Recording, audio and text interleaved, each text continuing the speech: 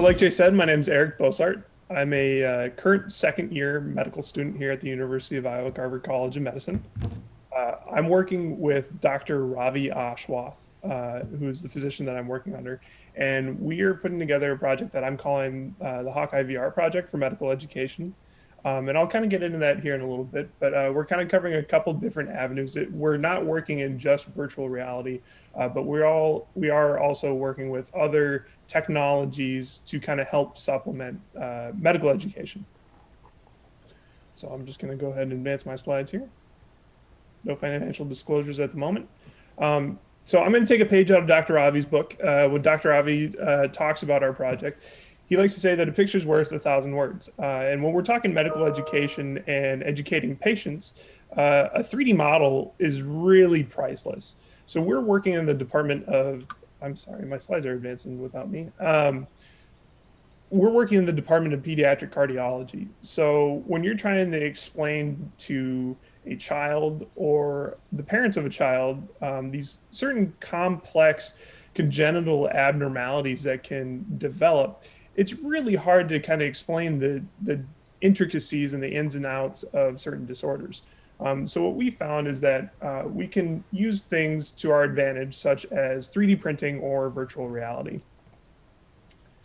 And so we're developing models and we're building modules around those models. So when we're talking technology, we're talking, if you've had any experience, we're talking augmented reality, virtual reality, and mixed reality. The kind of avenues that we're approaching are the virtual reality aspect for medical students, and then we're approaching more of a mixed reality for educating surgical residents. So once these patients approach us, we're looking at using 3D printing as an avenue for teaching surgical residents and allowing the surgeons to essentially practice these procedures on models before they go in on a patient. And I've got a couple of videos here later in the slides that will kind of demonstrate what that hopefully will look like. So some of the problems that we're kind of trying to approach here are heart defects are a major challenge. It's a major challenge that, especially for students like myself, when you come in and you're on a 2-week clinical rotation and you have to understand these ins and outs of these complex abnormalities, sometimes you don't quite understand. It's hard to piece that together. The best way that we found after talking with physicians and the teaching physicians especially is that visualization of the anatomy is the best way to teach students like myself or residents in certain cases. So having a foundational concept of what the anatomy looks like is the best way to do that. And so we're trying to leverage virtual reality technology, and we're trying to leverage 3D printing also as an avenue for doing that. So there's some disconnect potentially with surgeons, and what there's some foundational concepts that we want to make sure that medical students are learning for these rotations as we're going through. And on top of that, we're looking at avenues for better educating patients on certain disorders. So these are 3D models that have been generated from CT data that essentially a patient comes in, our physicians work with them, they work through their diagnosis, and we take that CT data and we go through and we segment out the heart. And so this is, these are real patients. These are patients with complex congenital heart abnormalities. And essentially, this allows our students and our physicians to go in and look at it and have a better understanding of what is happening for this patient and how better to treat that patient. So this is going to be a video of Dr. Ravi explaining the 3D printing side of things. I apologize in advance. My technology here, I am streaming into a different computer, so my video isn't going to be perfect here. Hi, my name is Dr. Ravi Ashwath, pediatric cardiologist. Today, what I was going to show you is a simple heart defect called an atrial septal defect, which is the hole in the heart between the two receiving chambers. So when the surgeon opens this, he will see the hole, and then he needs to put a patch to cover that So in this case, what we did was we printed the heart with the hole, and then the surgeon could practice suturing the hole and get a sense of the exact nature of the. I'm going to go ahead and pause there just for the sake of time. But as you can see, Dr. Ravi's holding the 3D printed part, and that allows the surgeons to go in, place a patch that we've made, and allows them to practice. And we're working on this as a project to hopefully allow these surgeons more practice, and we want to evaluate outcomes. So we're looking at this, and the idea is that eventually this would be a service that we would be able to provide for our surgeons to practice and gain that confidence that comes with practice. Go ahead. And so what I've been working on primarily has been the virtual reality side of things. So I've got a couple of quick demos, but for the sake of time, I want to skip over just a few of them. But essentially, in virtual reality, we are able to load these 3D models. Welcome to our virtual operating room. We're able to load these 3D models into a virtual reality, and we're able to build teaching lessons around those models. And so what we can do is we can go in and we can add content. So we can add videos, we can add associated images with the heart models to help better supplement our medical students when they come in on these rotations. And where we're at now, I've got a good video here at the end. This is kind of showing where we're at now in terms of developing these modules. We click Show Images. This allows us to toggle important radiological images that are going to be associated with our modules that we're working with. These are fully interactable, so you'll be able to move them around. You'll also be able to resize them to fit your needs. We click Show Images. This allows us to toggle important radiological images that are going to be associated with our modules that we're working with. These are fully interactable, so you'll be able to move them around. You'll also be able to resize them to fit your needs. So if I move my radiological images over to the left here, and then let's toggle back on our heart model. To the left, you'll see a normal heart, an anatomically normal heart. And then on the right, we'll see our congenital heart. If you look towards the top here, since this is a double aortic patient, you'll notice that coming off of the left side, the aorta splits into two sides around the trachea. All right, Eric, we're officially at 6 minutes. So we need to switch over to Q&A. Can you just wrap up your presentation in the next 30 seconds? Yep, I can, Jay. So what I'd just like to say is we're developing, hopefully the end goal of this is we're developing a service that we think that we could provide for, we're targeting essentially the hospital at the moment, but we see this going beyond the hospital. And these educational models, we want to leverage the tools and technology that are available to us right now that include virtual reality and 3D printing. And we want to develop these teaching platform for our medical students to kind of help supplement their clinical education. All right. Any questions?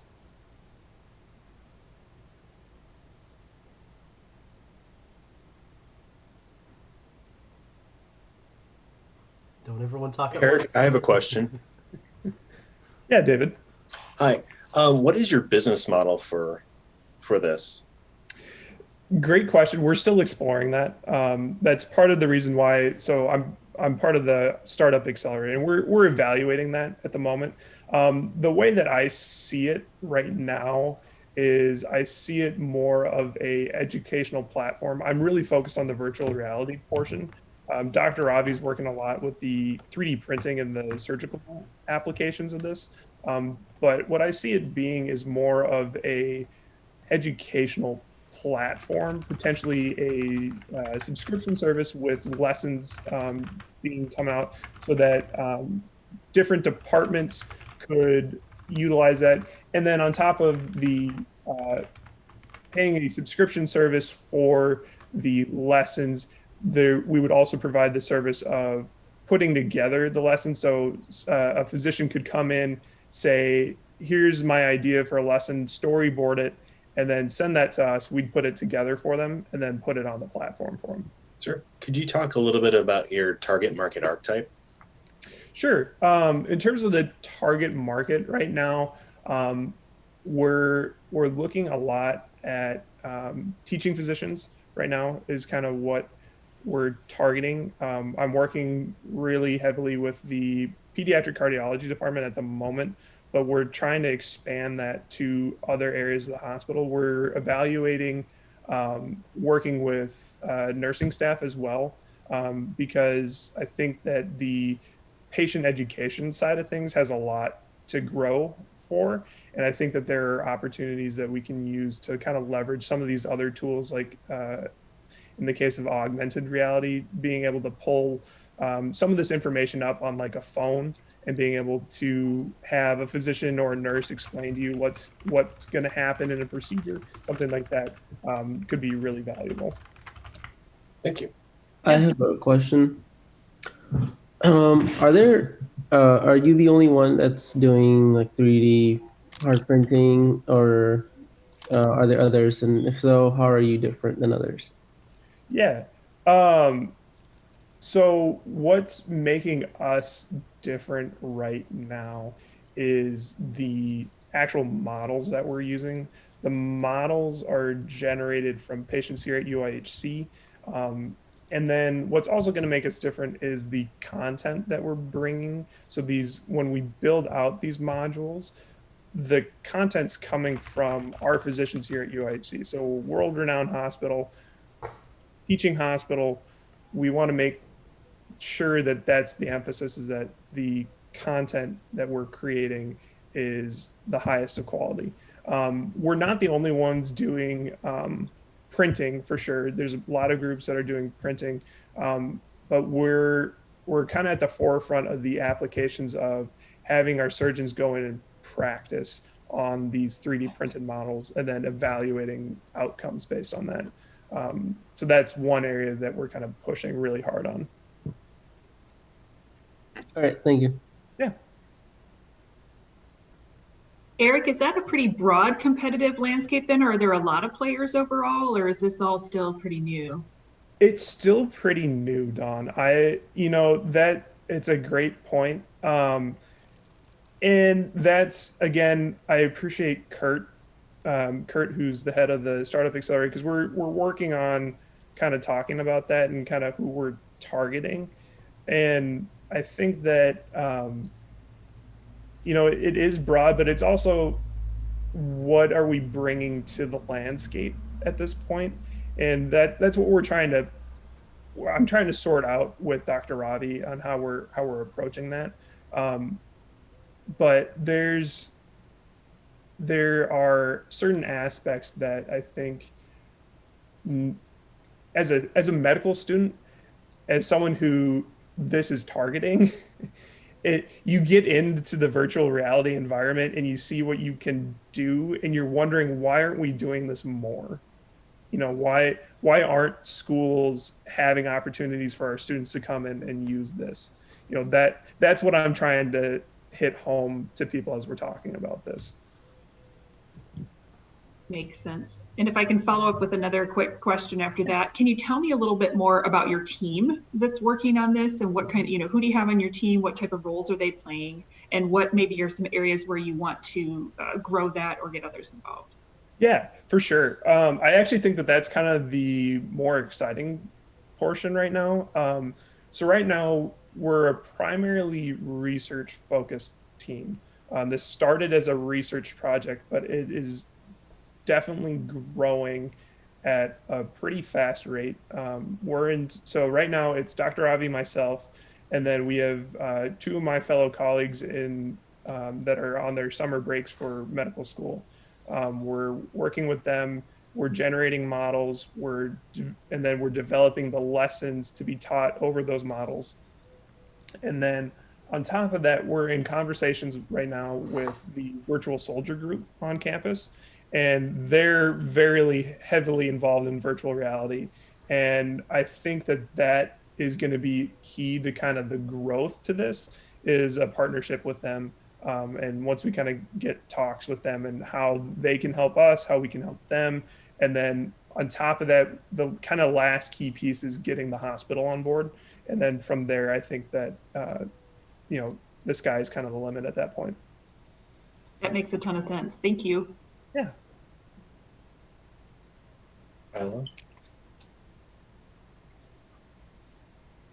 I'm sorry, was there another question? Eric, this is Matt. I wanted to jump in too. I'm glad that you're making the connection with Virtual Soldier, because some of the work that and some of the spin outs from that, from VivEd. I don't know if you're working with. They do a lot of 3D modeling for education as Yep. well. But what I'm really excited about, I know you're specifically looking, kind of at cardiology right now, but years ago I was at Capella University, online university, and Yep. even in our strategic plans 20 years ago, we were talking about AR and virtual reality to help with nursing programs, because some of the things that you need to do, you can't really do online, but this starts to unlock a lot of potential.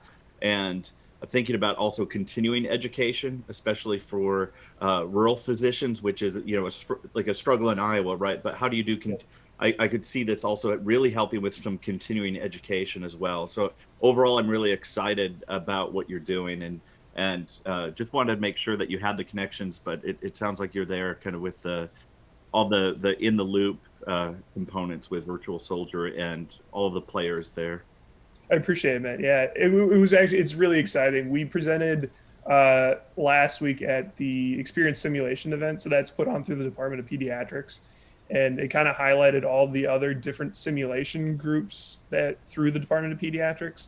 And kind of what I took away from that is, a lot of people in healthcare are still leveraging, mannequins and in-person things. And I think that with the current context of the world at the moment, the global pandemic, it's surprising to me how this technology kind of hasn't been leveraged in that way, where, a student sitting at home could be utilizing a lesson that we've developed and, learning from that here at home rather than having to go in person, in that kind of sort of aspect. So it is, you're right. It is really exciting to kind of see some of that.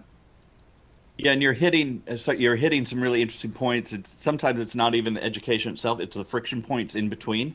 So Yep. yeah, some of those things that you can do just to remove those barriers to get more to the content itself. But especially the AR parts for me sound incredibly interesting.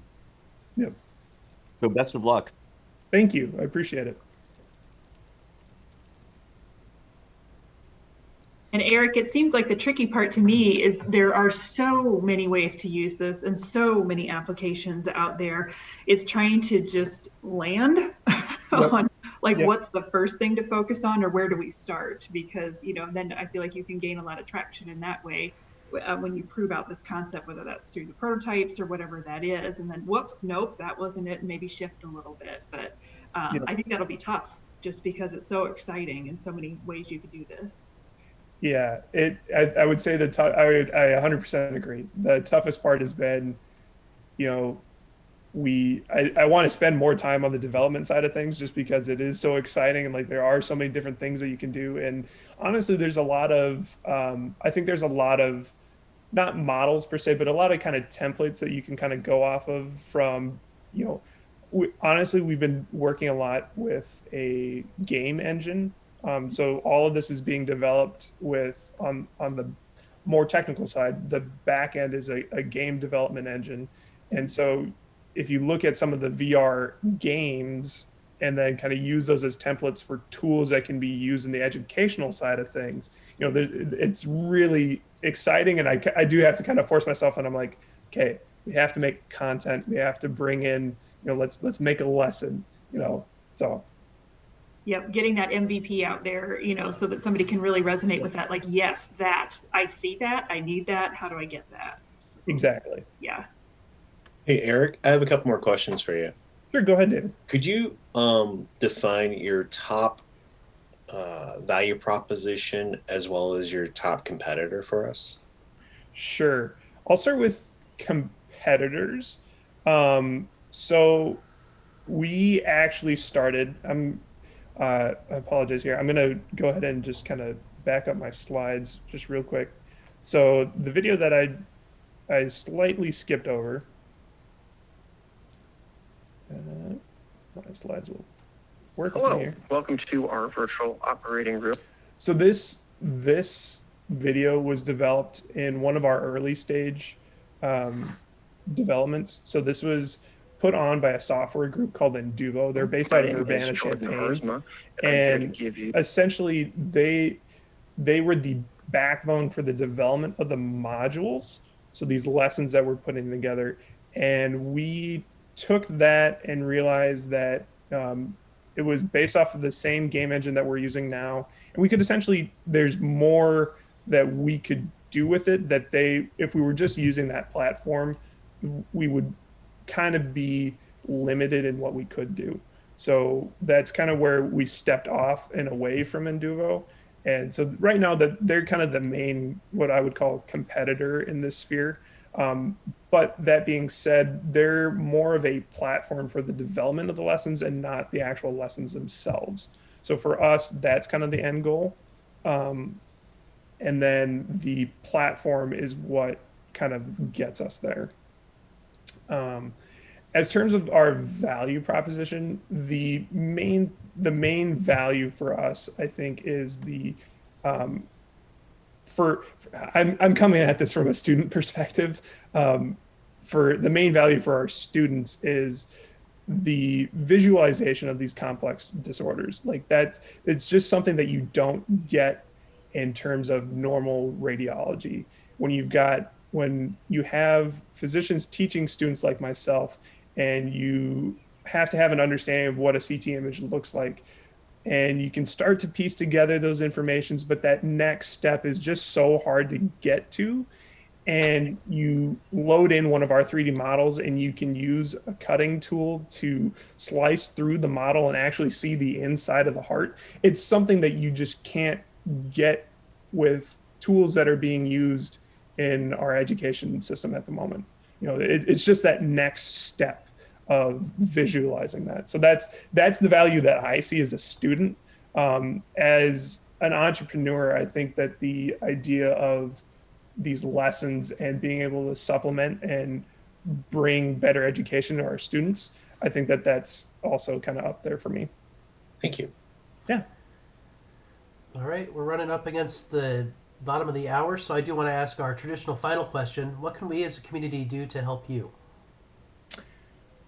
That's a great question. For us right now, just kind of getting out the word, I think the best thing is, we're trying to make connections as much as possible. And right now we're evaluating the use cases in other departments. So if anybody has contacts that they think that would be helpful in terms of putting us together with other physicians, other department groups would be great. Putting us together with people who understand kind of the process of getting tools in the hospital is also a great thing that we're evaluating at the moment, and could also be helpful for us. I'll just leave. I have Dr. Ravi's contact information here at the end of our slides. So that's the best way to get a hold of us. Contact either him or myself, and that's what we're looking for at the moment. Excellent. Thank you very much. It's a great presentation.